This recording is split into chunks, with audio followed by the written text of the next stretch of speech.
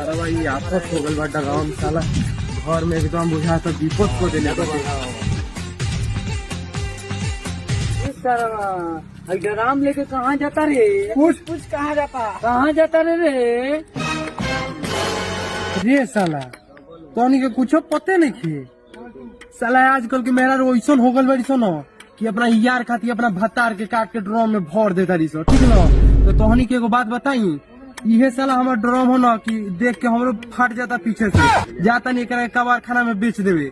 और सुनो सो अगर तोहनियो भी होई ना तो ले चलो सो हमारा साथ में बेच दो सो न तो सरो तोहरो गार काट के यही में पैक कर दी ओकरा बाद बिना गार के घूमबल हम जाता नहीं बाबू हम तो गई नहीं।